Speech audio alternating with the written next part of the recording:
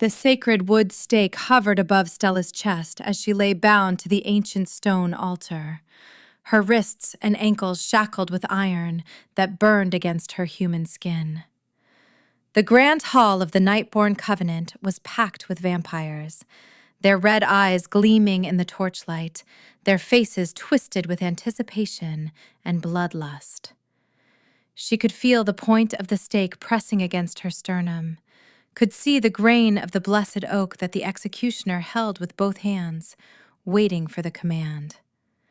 "This human dared to enter our sacred blood vault," Maeve's voice rang out across the hall, sharp and venomous.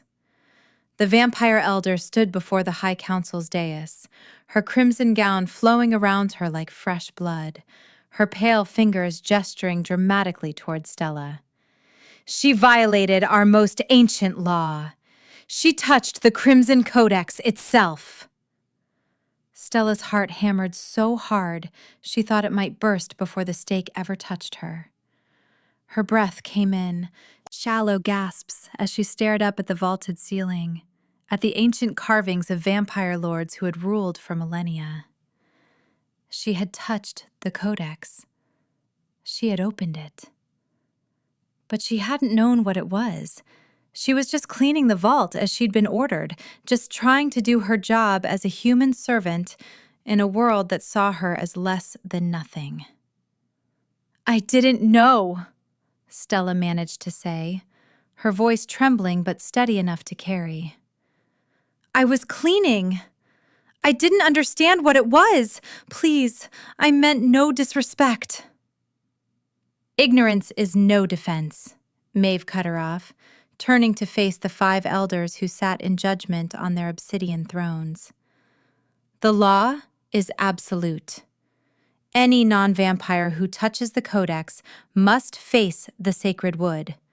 Her heart must be pierced, her life ended, her blood spilled as payment for her transgression." The crowd murmured their agreement, a low rumble of approval that made Stella's stomach twist with terror. She pulled against her chains, the iron biting deeper into her wrists until she felt the warm trickle of her own blood running down her arms. She was going to die here. She was going to die because she'd dusted a book. Elder Corvus, the eldest of the High Council, raised one skeletal hand for silence. His voice was like dried leaves scraping against stone. "The law has stood for 3,000 years. This human has violated the sanctity of our most precious artifact. Let the sacred wood claim her heart. Let her death serve as a reminder to all who would dare touch what is not theirs to touch." The executioner raised the stake higher, both hands gripping it firmly. Stella could see the sharp point, could imagine the agony of it driving through her ribs, piercing her heart, ending everything. She thought of her mother in the human district, working herself to exhaustion in the textile mills to pay the tribute tax. She thought of her younger brother, who needed medicine they couldn't afford. She thought of all the reasons she'd taken this job in the Vampire Covenant in the first place. The better wages, the chance to send money home, the hope of a future that didn't involve starvation. "Wait!" a voice boomed through the hall, powerful and commanding enough to freeze the executioner mid-strike. The crowd parted like a crimson sea as a figure strode through their midst, his presence so overwhelming that even the elders straightened in their seats. Noah, the Covenant's war commander and the youngest lord to ever sit on the Council of 7, moved with lethal grace toward the altar.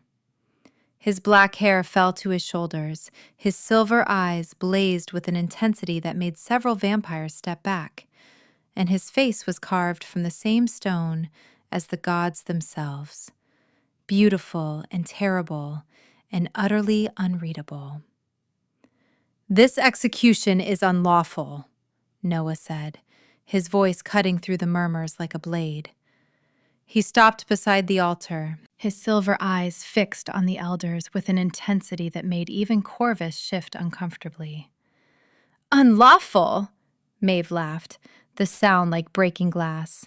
"She touched the Crimson Codex, Lord Noah. The law is perfectly clear." "The law states that any who touch the Codex without permission must face judgment," Noah interrupted, his tone deadly quiet. "It does not mandate execution. It mandates judgment, and I have not yet rendered mine." Stella's breath caught in her throat as Noah's gaze finally dropped to her, those silver eyes meeting hers for the first time. Something passed between them in that moment, something electric and ancient and utterly inexplicable. Her heart stuttered, then raced faster, and she saw his nostrils flare slightly, as if he could smell the sudden spike of her pulse, the fear and confusion and something else swirling through her veins.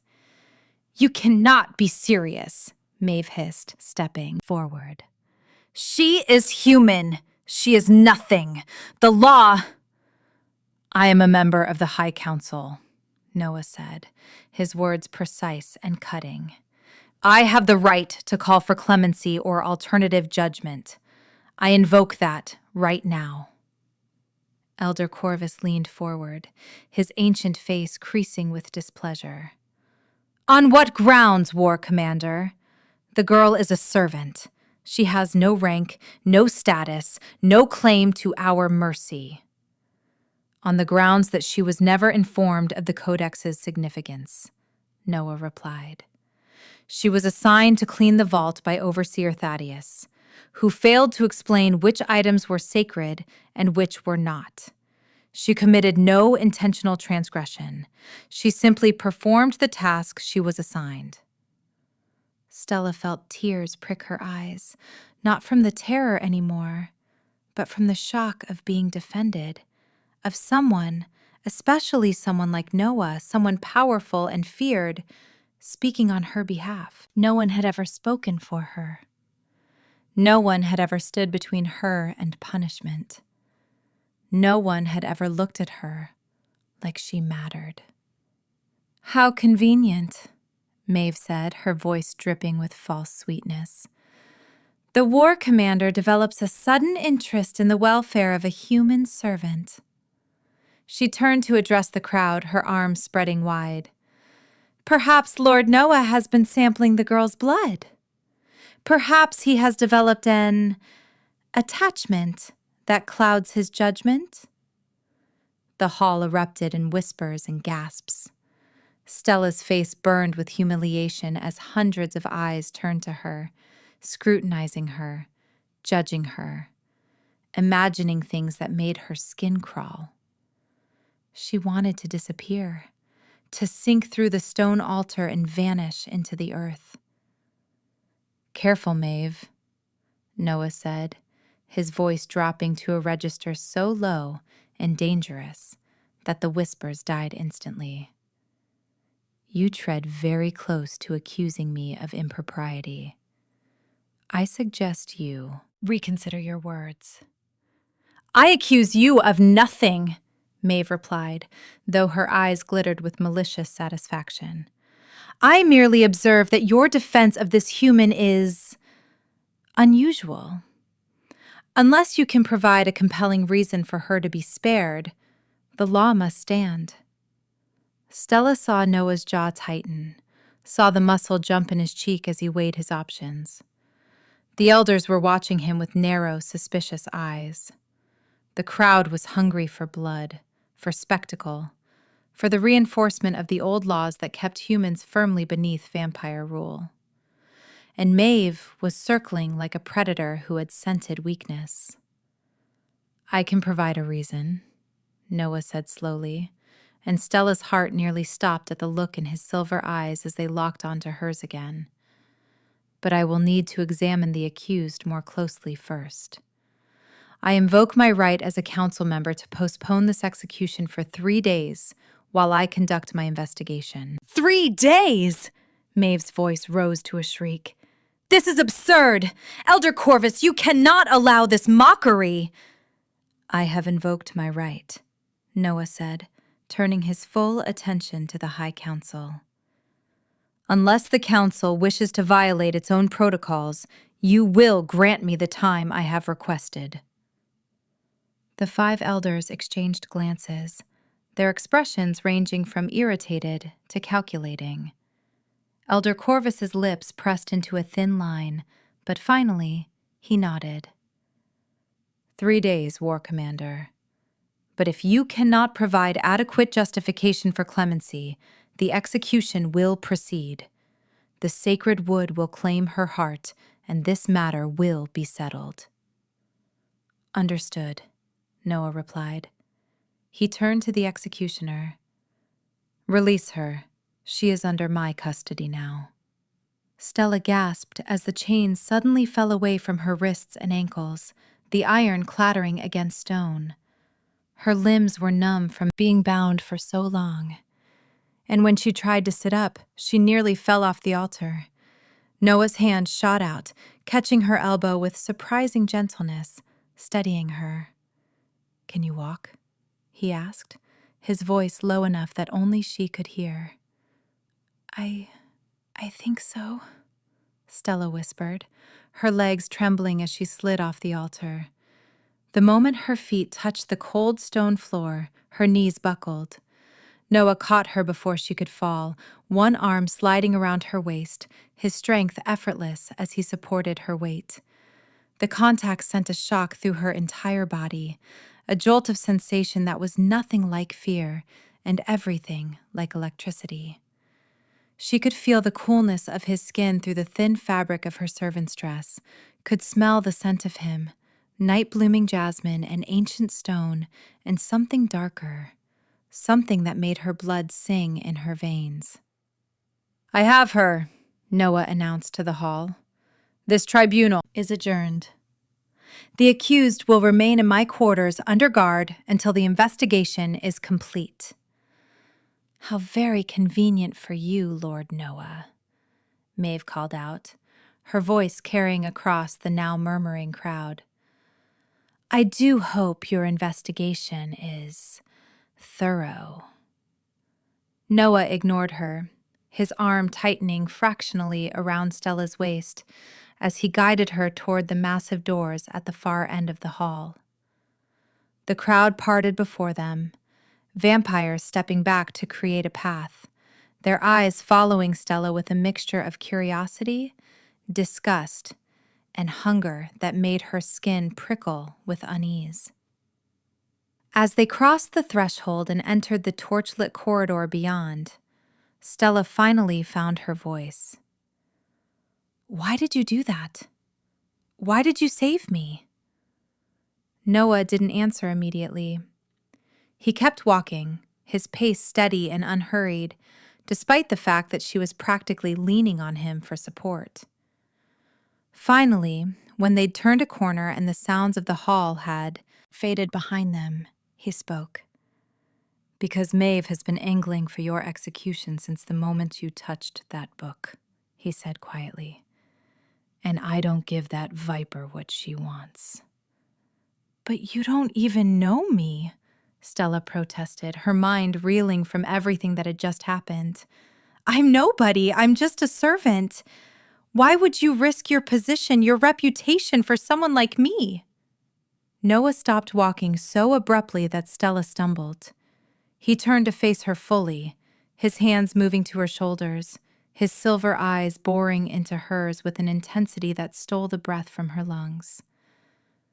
That's what I need these 3 days to figure out, he said, his voice rough with something she couldn't identify.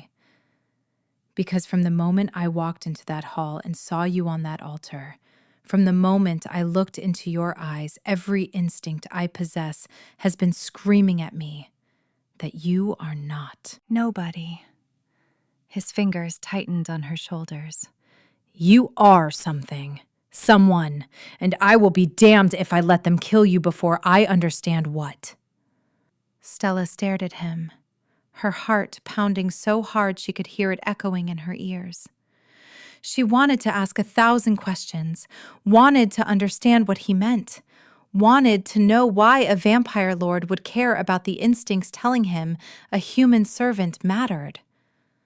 But before she could speak, Noah was moving again, guiding her down the corridor toward whatever fate awaited her in the next 3 days.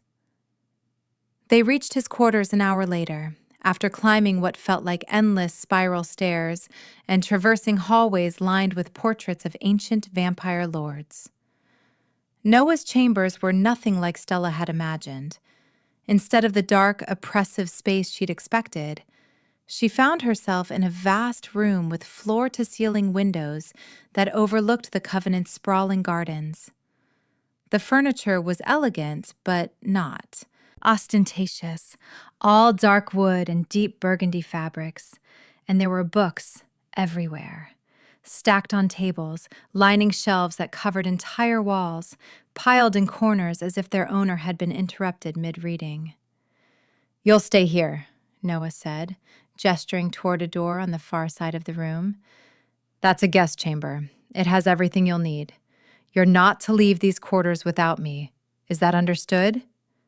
"Yes, my lord," Stella whispered, still trying to process the surreal turn her life had taken.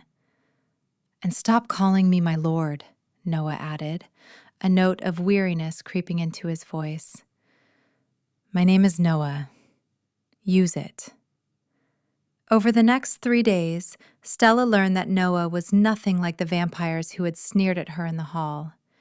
He was intense and driven, yes, and she could see the lethal warrior in the way he moved, in the way his eyes constantly scanned for threats. But he was also unexpectedly gentle with her, patient when she flinched at sudden movements, careful to keep his distance when she seemed overwhelmed. He spent hours in his private library, pulling ancient texts from the shelves and poring over them with single-minded focus. Stella watched from the doorway, fascinated despite herself, until he finally noticed her. "Come here," he said, not looking up from the massive tome spread across his desk. "Tell me about your family, your lineage, everything you know." Stella approached hesitantly, perching on the edge of a chair across from him. "There's not much to tell. My mother works in the textile mills. My father died when I was young. I have a younger brother, Thomas. We're just ordinary humans. We've always lived in the lower districts." "What did your father do before he died?" "He was a scholar. He worked in the Covenant's archives, actually. He cataloged old documents and maintained the historical records." Noah's head snapped up at that, his silver eyes sharpening with sudden interest. "He worked in the archives? Did he ever mention anything unusual? Anything about your family's history?" "No, Wait." Stella frowned, trying to remember. "He used to tell me stories when I was little. He said our family was old, older than the Covenant itself. He said we came from a line of... I don't remember the word he used. Something about blood keepers?" "Blood wardens," Noah breathed, sitting back in his chair as if she'd struck him. "Your father said you descended from blood wardens?"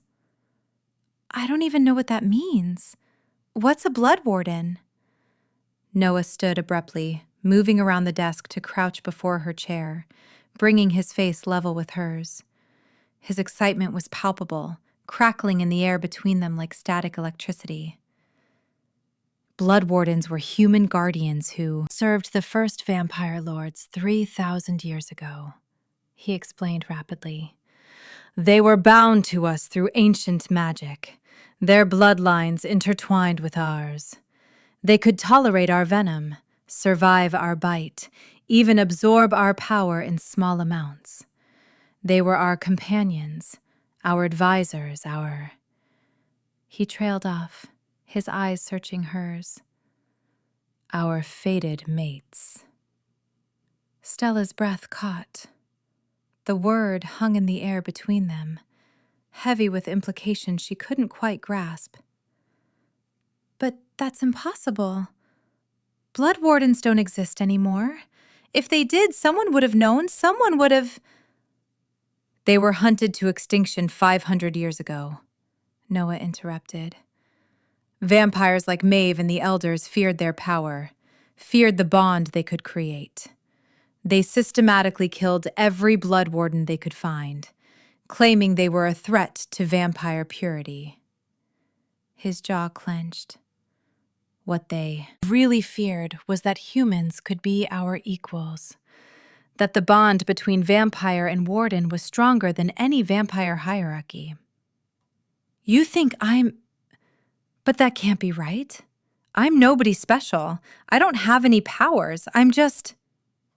The moment I saw you, every cell in my body recognized you, Noah said, his voice dropping to barely above a whisper. The pull toward you, the need to protect you, the way your scent calls to something primal in me. It's not random attraction, Stella. It's the bond. He reached up slowly, giving her time to pull away, and touched her cheek with his fingertips. You're my fated mate. You're a blood warden. And if the Elders find out, they won't just execute you with sacred wood. They'll make sure every drop of your bloodline is erased from existence. The full weight of what he was saying crashed over Stella like a wave. She thought of Maeve's hatred, of the Elders' cold dismissal, of the centuries of fear and prejudice that had driven an entire line of people to extinction. And she thought of the man kneeling before her, this powerful vampire lord who was looking at her like she was precious, like she was worth protecting, like she was everything. What are we going to do? She whispered. I'm going to petition the council to spare you based on your father's service to the Covenant, Noah said, though his expression suggested he didn't believe it would work. And if that fails, I'm going to get you out of here before they can carry out the execution. I can't leave. My mother, my brother, they depend on my wages. If I run, the Covenant will make them pay for it. If you stay, you'll die. Then I die, Stella said, surprised by the steadiness in her own voice. But I won't let them hurt my family because of me. Noah stared at her for a long moment, something fierce and proud kindling in his silver eyes. Then he stood, pulling her to her feet with him. You won't die, he said, his voice like steel wrapped in velvet. I don't care what I have to do, who I have to fight, what laws I have to break. You are mine to protect, and I will not fail you. The way he said mine sent a shiver down Stella's spine that had nothing to do with fear and everything to do with the warmth suddenly pooling in her chest. She wanted to believe him. She wanted to trust that somehow, impossibly, this would work out. But she'd lived in the Vampire Covenant long enough to know that hope was a dangerous thing for humans to hold. The 3 days passed too quickly. When the guards came to escort Stella back to the Grand Hall, Noah fought them with words and threats and finally with his physical presence, blocking the doorway until they brought Elder Corvus himself to order him to stand aside. Your time is up, War Commander, the ancient vampire said, his voice as cold as the grave. You have presented your petition. The council has reviewed it. The girl's father's service, while noted, is not sufficient to override the law she has broken. His lips curled into something that might have been a smile on a corpse. The sacred wood awaits. Noah's hands clenched into fists at his sides, every line of his body radiating controlled violence. "I will not stand by and watch this." "Then you will be removed from the council," Corvus replied, "and possibly charged with treason for interfering with lawful judgment. Is that what you want, Lord Noah? To throw away everything you've built for a human girl?" Stella stepped forward before Noah could respond, placing her hand on his arm. The contact sent that now familiar jolt through her, and she felt him shudder slightly at her touch. "It's all right," she said softly, even though it wasn't, even though she was terrified. "I'll go. I'll face whatever comes." "Stella, please," she interrupted, looking up at him with all the courage she could muster. "You tried. You gave me 3 more days than I would have had. That's more than anyone has ever done for me." She managed a small smile despite the tears burning in her eyes. "Thank you for seeing me as more than nothing." The grand hall was even more packed than it had been 3 days ago. Word had spread that the war commander had tried to save the human girl, that there had been conflict within the council, that drama was brewing. Vampires loved drama almost as much as they loved blood. Stella was led to the altar again, her wrists and ankles shackled with the same burning iron. But this time, Noah stood at the base of the dais, his silver eyes never leaving her, his presence a silent promise that, even if he couldn't stop this, he wouldn't look away. Maeve stood before the council again, and the satisfaction radiating from her was almost palpable. "Justice delayed is not justice denied," she announced, her voice ringing across the hall. "The human has been judged. The law demands her life. Let the sacred wood claim her heart, as it should have 3 days ago." The executioner approached with the stake, the same blessed oak that had hovered above Stella's chest before. She could see the grain of the wood, could smell the faint scent of sacred oils that had been used to consecrate it. Her heart hammered against her ribs as if trying to escape the fate awaiting it. "Wait," Noah called out one more time, stepping forward. "There must be another way. Let me take her punishment. Let me—" "Enough," Elder Corvus commanded. "You have had your chance to present clemency, War Commander. It was denied. Now step back or be removed." 4 guards materialized around Noah, their hands on his arms, holding him in place. Stella saw the fury in his eyes, saw the way his muscles tensed as if preparing to fight his way free. But if he did that, if he attacked the guards, he would be branded a traitor. He would lose everything. "Don't," Stella called to him, her voice barely audible over the murmuring crowd. "Please, Noah, don't sacrifice yourself. Not for me." Their eyes met across the distance, and in his silver gaze she saw anguish and rage and something that looked remarkably like love. Real love. The kind that made you want to tear the world apart to protect someone. The kind that transcended logic and law and even survival itself. "Proceed," Corvus ordered. The executioner raised the stake high above his head, both hands gripping it firmly. Stella closed her eyes, not wanting to see it coming, not wanting her last sight to be the instrument of her death. She thought of her mother, of Thomas, of the life she'd never get to live. She thought of Noah and the 3 impossible days when someone had looked at her and seen something worth saving. The stake plunged downward with terrible force, driving through her sternum, piercing her heart, embedding itself deep in her chest. The pain was indescribable, a white-hot agony that exploded through every nerve in her body. Stella screamed, her back arching off the altar, her shackled hands clawing uselessly at the air. She could feel the sacred wood inside her, could feel it touching her heart, and she knew with absolute certainty that this was death, that there was no coming back from this. But then something changed. The pain shifted, transforming from agony into something else. A burning that felt like lightning coursing through her veins, like fire igniting in her blood. The sacred wood, instead of killing her, began to dissolve, its blessed essence seeping into her cardiac tissue, fusing with her blood, becoming part of her. Stella's eyes flew open as power unlike anything she'd ever imagined flooded her system. She could feel it rushing outward from her pierced heart, spreading through every vessel, every capillary, filling her with strength that made her previous human limitations feel like a distant dream. "What is this?"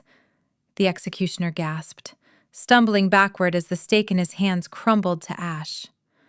The shackles binding Stella's wrists and ankles shattered, the iron bursting apart as if it were made of glass.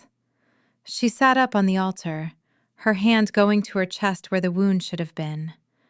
Her fingers found smooth, unmarked skin, but beneath it, she could feel something new, something powerful, something that pulsed with the essence of sacred wood and ancient magic. "Impossible!" Maeve shrieked, her face contorting with shock and fury. "She's absorbing the sacred wood! She's taking its power!" The crowd erupted into chaos, vampires shouting and pushing toward the altar, their fear and fascination creating a maelstrom of noise. But Stella barely heard them. She was too focused on the sensations coursing through her body, on the way she could suddenly feel the power radiating from every vampire in the room, and on the instinct telling her she could take it, could draw it into herself, could make their strength hers. "Blood warden," Noah breathed, breaking free from the guards who had been too shocked to maintain their grip. He rushed toward the altar, his face a mixture of wonder and vindication. I told you she was something more." "Kill her!" Maeve screamed, pointing at Stella with a trembling hand. "Kill her now, before she—" Stella didn't consciously decide to use her new power. It simply happened, as natural as breathing, as inevitable as her next heartbeat. She reached out with senses she hadn't possessed moments ago, and felt the threads of power connecting her to every vampire in the hall, thousands of glowing lines of energy that she could grasp, could pull, could take. She focused on Maeve first, on the vampire elder who had orchestrated her execution, who had delighted in her suffering, who had tried so hard to end her life. Stella seized the thread of power connecting them and pulled. Maeve's scream was cut short as she collapsed to her knees, her face going from its usual pale beauty to a sickly gray. Her hands clawed at her throat as if she couldn't breathe, her eyes bulging with terror as Stella drained her power, taking it into herself, absorbing the centuries of vampire strength that Maeve had accumulated. "Stop!" Maeve gasped, her voice reduced to a pathetic rasp. "Please, stop. You're killing me." "You tried to kill me," Stella said, her voice ringing with the power that hadn't been there before, with an authority that made even the elders flinch. "You wanted to watch me die. You wanted to see sacred wood pierce my heart." She stood on the altar, now looking down at Maeve's crumpled form. "Now that wood is part of me, and your power is mine."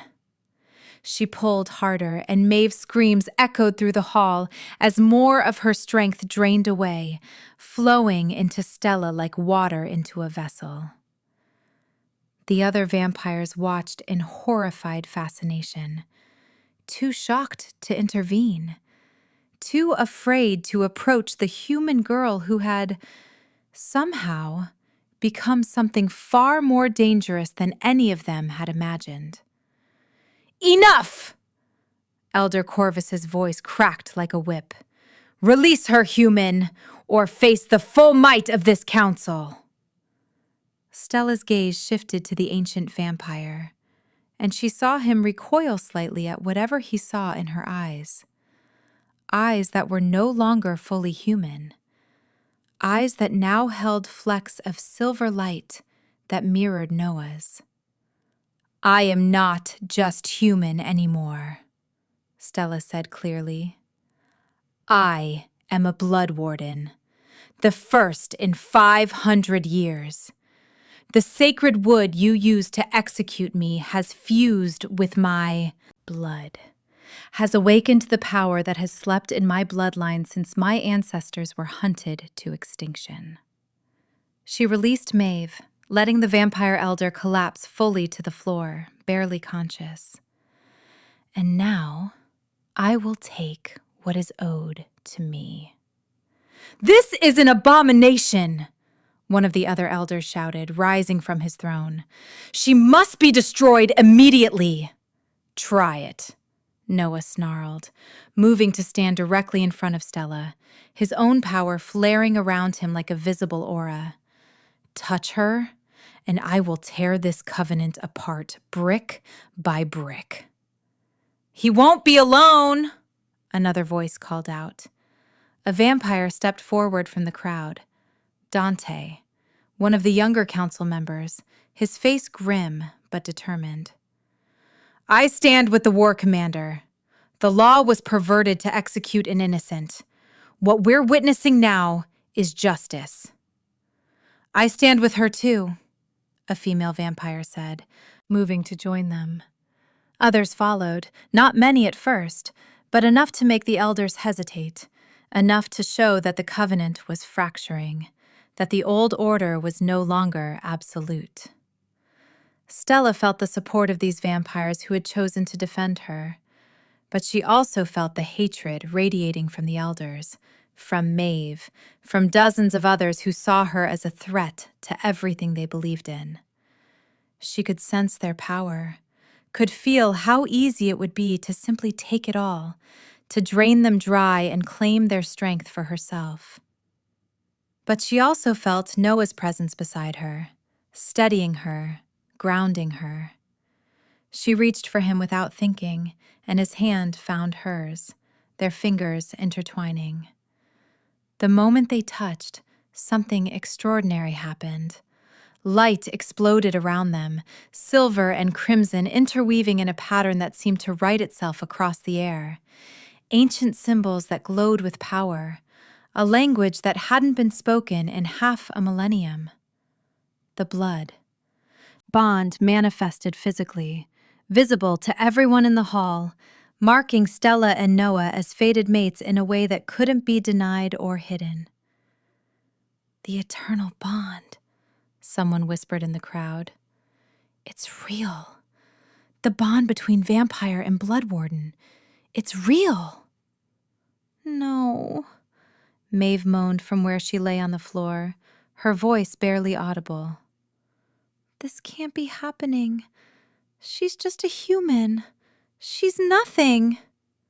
"She's everything you feared," Noah said, his voice carrying clearly through the stunned silence.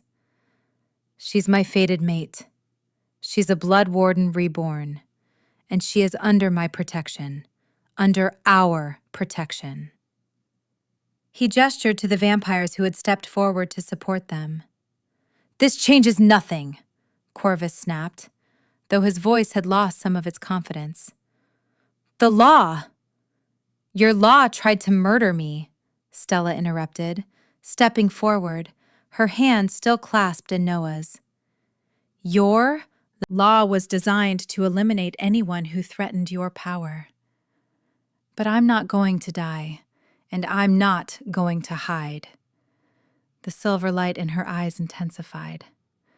I challenge this council's authority.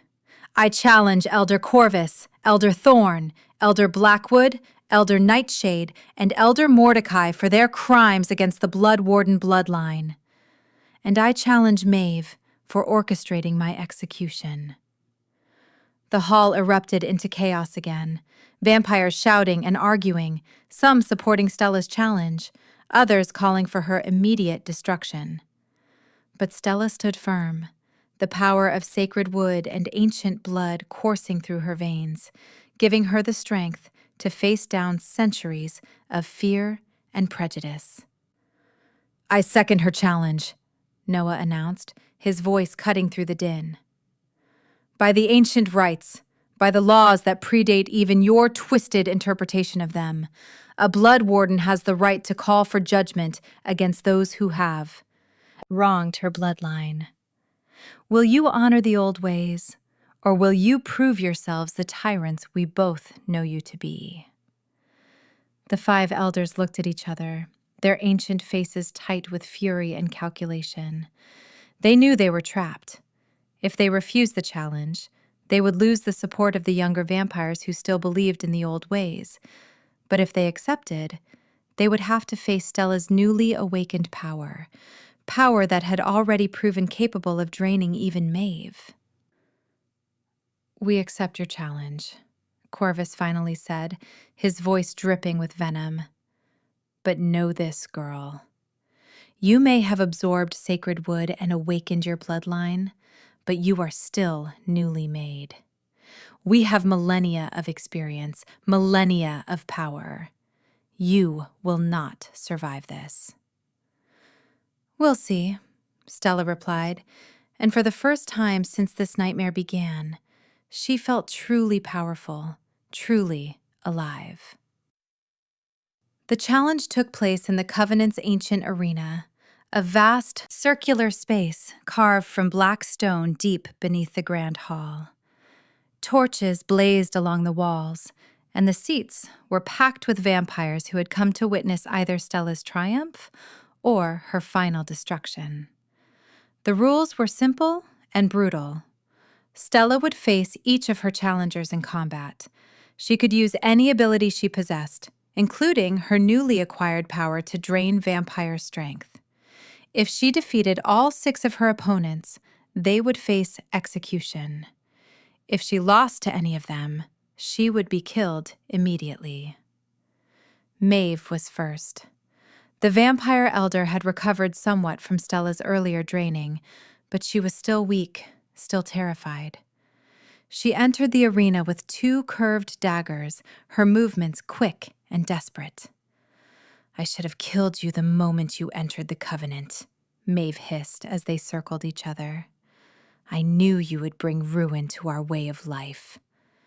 You tried to kill me for touching a book, Stella replied, feeling the power humming through her veins, feeling the sacred wood essence in her blood resonating with something ancient in the arena itself.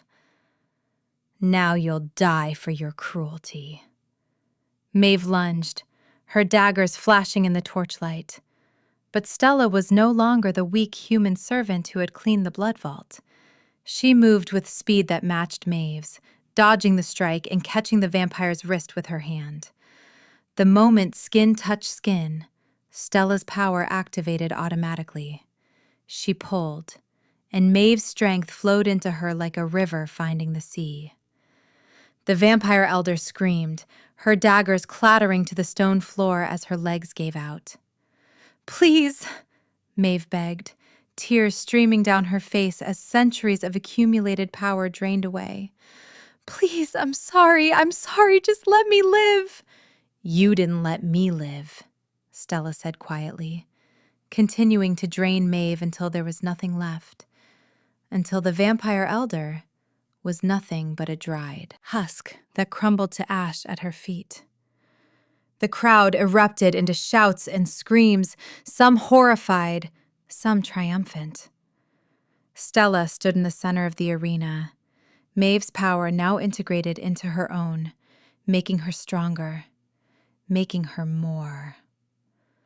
The 5 elders came at her together after that, abandoning any pretense of honor or fairness. They rushed her from all sides, their combined power formidable, their centuries of experience evident in every coordinated strike. But Stella had something they didn't. She had the sacred wood fused with her blood, making her resistant to their attacks, making her capable of absorbing their power even as they tried to destroy her. And she had Noah, who had entered the arena despite the protests, who fought at her side with lethal grace, who protected her back while she drained the elders one by one.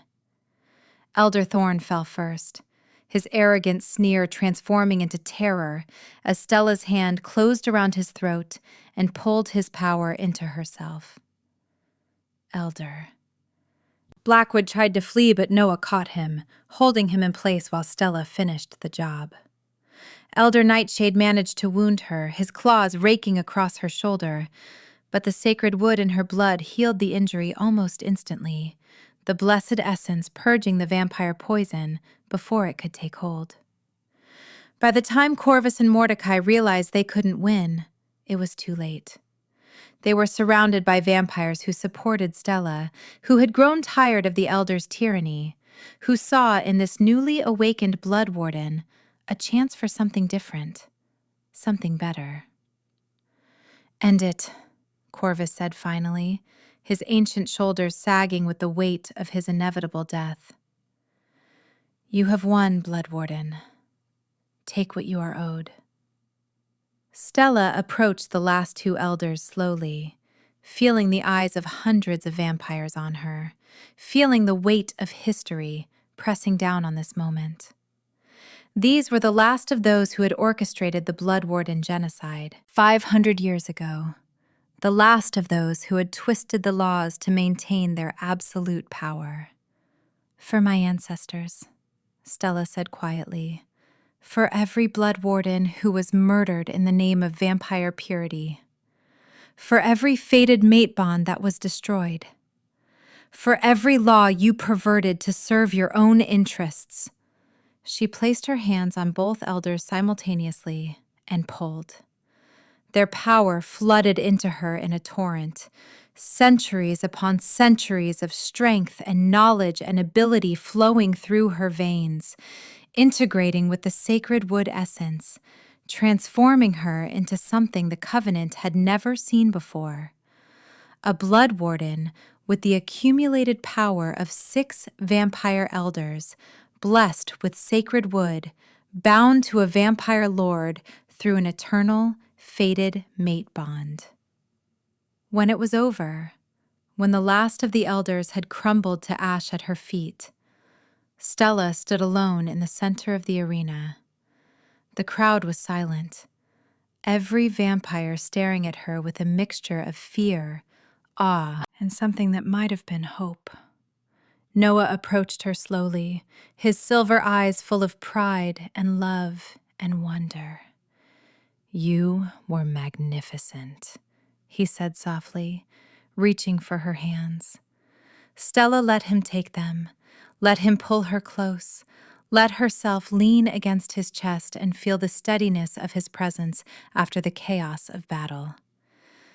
"Is it over? Is it really over?" "For them, yes," Noah murmured, his lips brushing her hair. "For us, it's just beginning." The Covenant underwent massive changes in the weeks and months that followed Stella's victory. With the old elders dead and the council restructured, new laws were written, laws that acknowledged the existence of blood wardens, that prohibited discrimination against humans, that honored the ancient bonds between vampire and warden as sacred and inviolable. Stella's mother and brother were brought to live in the Covenant proper, given quarters befitting the family of a Blood Queen, the title the vampires had begun using for her, recognizing her as Noah's fated mate and as a power in her own right. Thomas's illness was treated by the Covenant's best healers, and Stella's mother wept with relief and joy when her son's color returned, when his strength came back. But the most important change happened in private. in Noah's chambers on a quiet evening 3 months after the arena battle.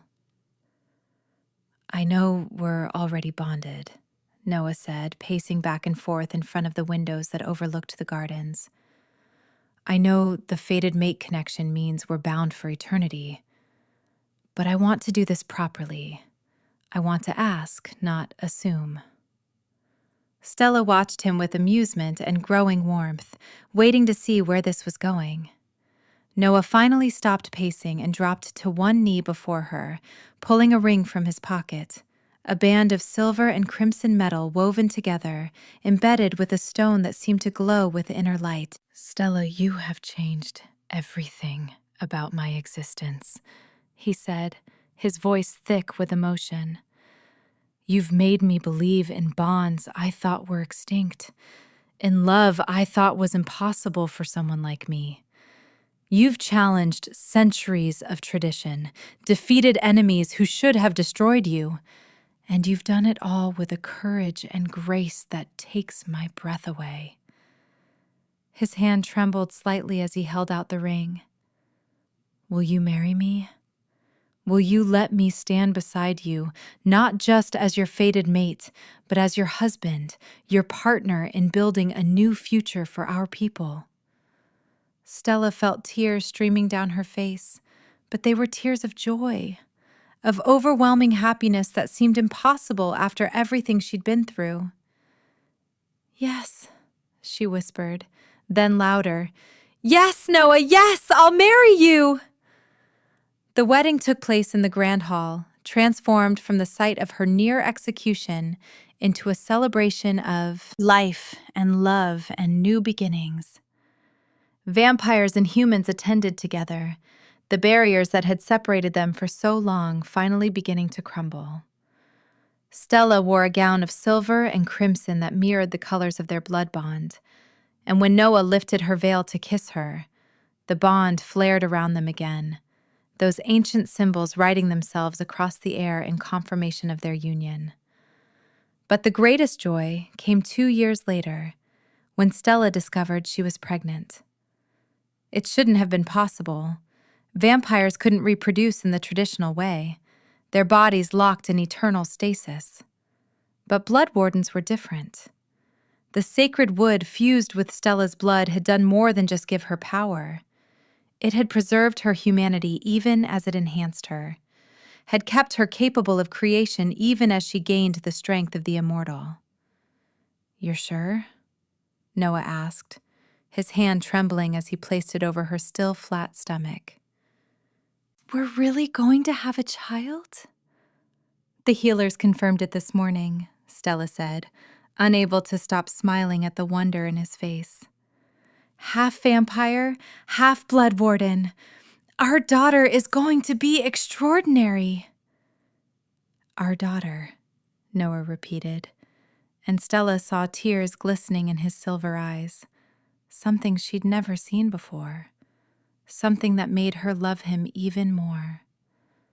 "I will protect her with everything I am. I will make sure she grows up in a world where her existence is celebrated, not feared." Their daughter, Lyra, was born on a spring evening with her father's silver eyes and her mother's determination. She was the first of a new generation, the first child of a vampire blood warden bond in 500 years. Within months, Stella was pregnant again, and then again, as if her body was making up for centuries of lost bloodlines, as if the universe itself was determined to restore what had been destroyed.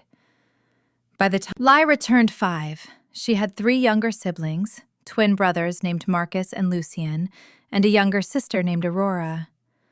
The Covenant's nursery, empty for millennia, rang with children's laughter for the first time in living memory.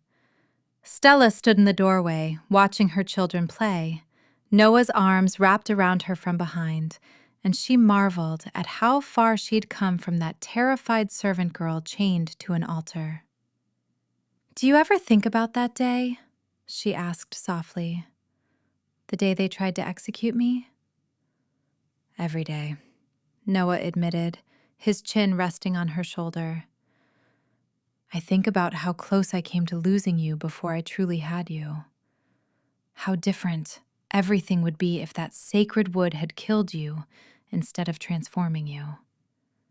His arms tightened around her, and I thank every force in the universe that brought you to me, that made you mine, that gave us this life together. Stella turned in his arms, rising on her toes to kiss him softly. I'm glad they tried to kill me, she said, and laughed at his shocked expression. Because if they hadn't, I never would have discovered what I really was.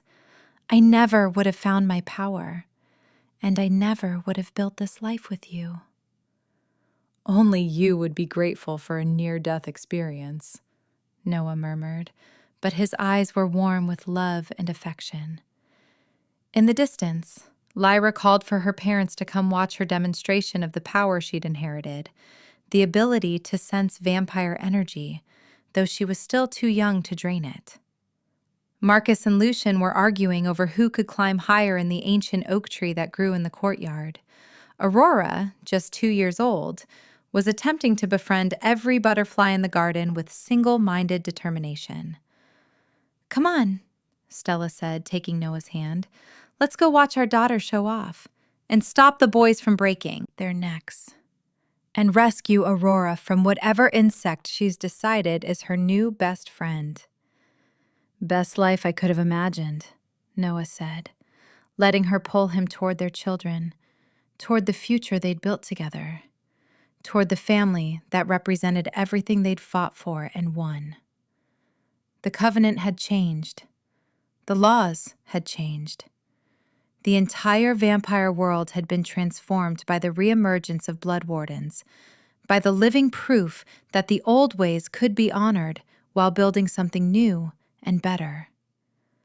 But for Stella, standing in the garden watching her children play, her husband at her side and their blood bond glowing softly in the evening light, the most important change was the simplest one. She was no longer nobody. She was no longer worthless. She was no longer alone. She was a blood queen, a mother, a wife, a force that had reshaped the world. And she was loved, deeply, eternally, completely, in a way she'd never imagined possible when she'd been that scared servant girl facing execution on a stone altar. The sacred wood that had been meant to kill her had instead given her everything worth living for. And that was the greatest power of all. Did you like this story? Big shout out to our viewers from Arkansas, London, Los Angeles, California, Oklahoma, San Jose, California, Indianapolis, Las Vegas, Denton, Texas, and more. Thank you all so much for your support. Mwah. To our growing viewers, if you want a part 2, comment part 2 and which state you're watching from so I can give you a shout out in the next video. Don't forget to subscribe so you can stay updated on our next uploads. Thanks for watching!